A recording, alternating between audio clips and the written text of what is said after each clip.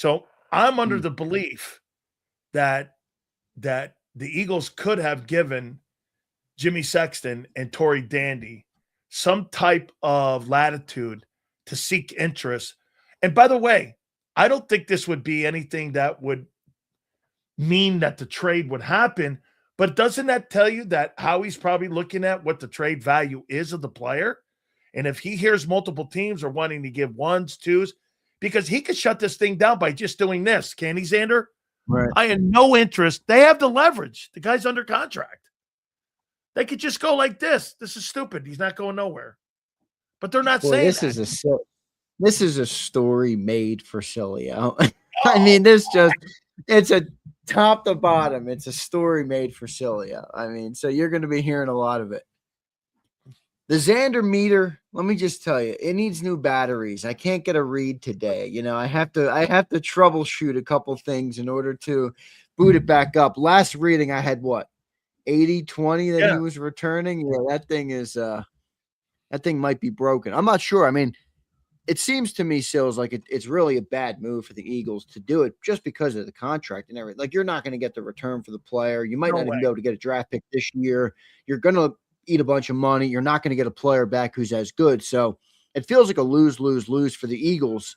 If you think that the bigger loss is having a pouting player, well, that's quite the take. I mean, I don't agree with that. I'd rather have the pouting player than, you know, bad return on investment, bad capital investment, bad, you know, a worse player and a worse draft pick. I mean, I guess you're adding a draft pick, but a lesser draft pick from what the player is worth. So it's a tough situation, man. I really do. I think the Eagles are.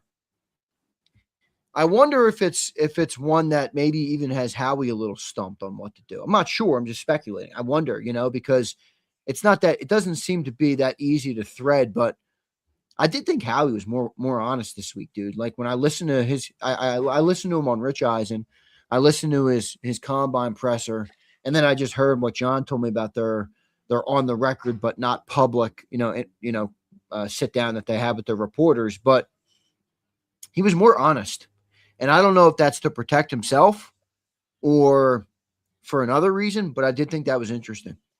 Well, here, do you believe they're going to change the offense enough to make AJ happy? No, not really.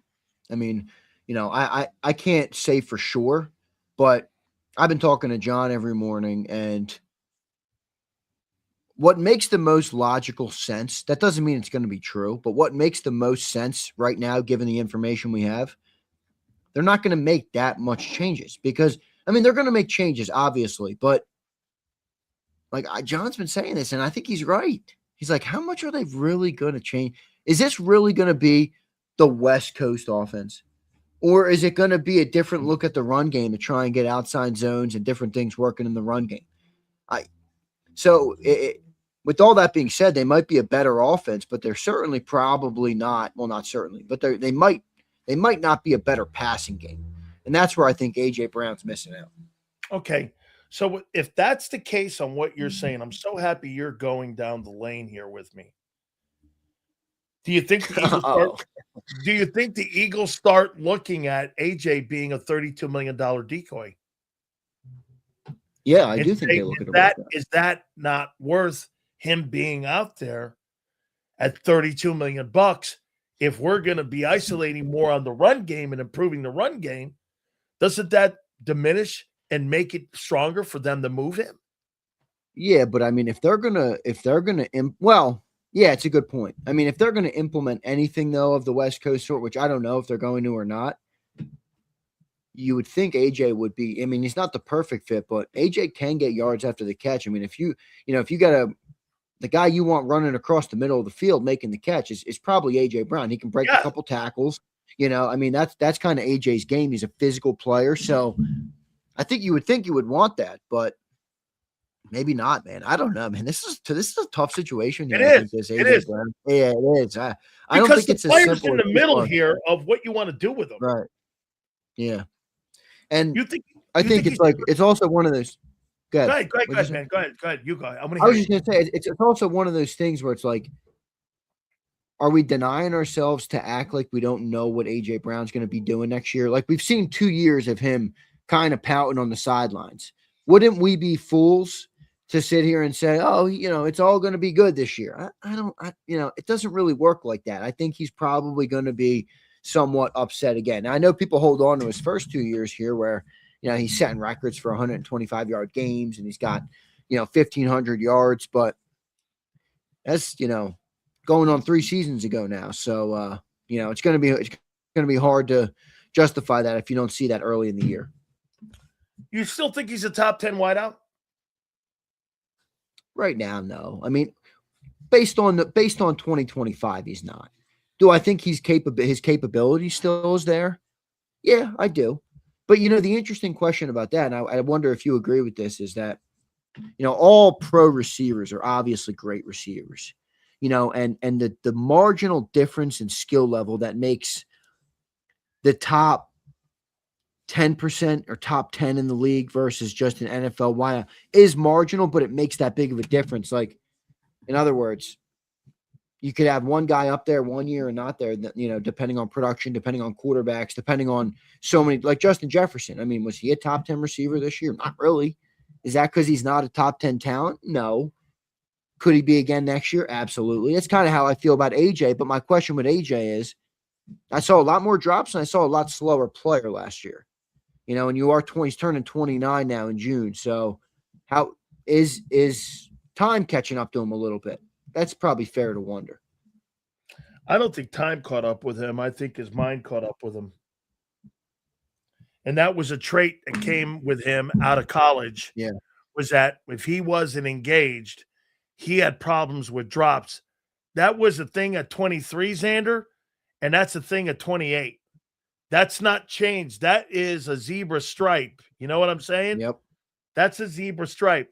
Can this be fair to say about top 10 wide receivers?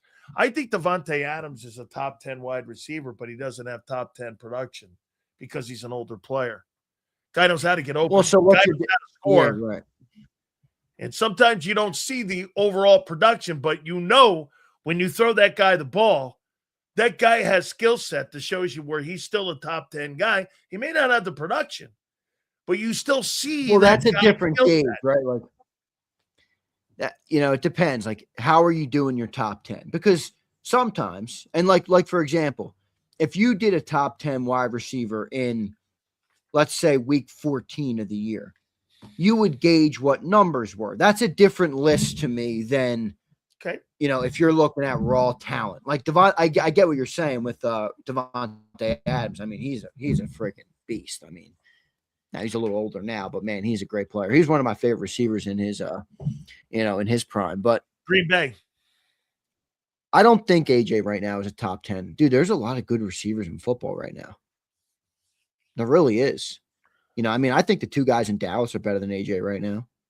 Okay, so if he's not a top 10, why are Eagle fans expecting a 1 back?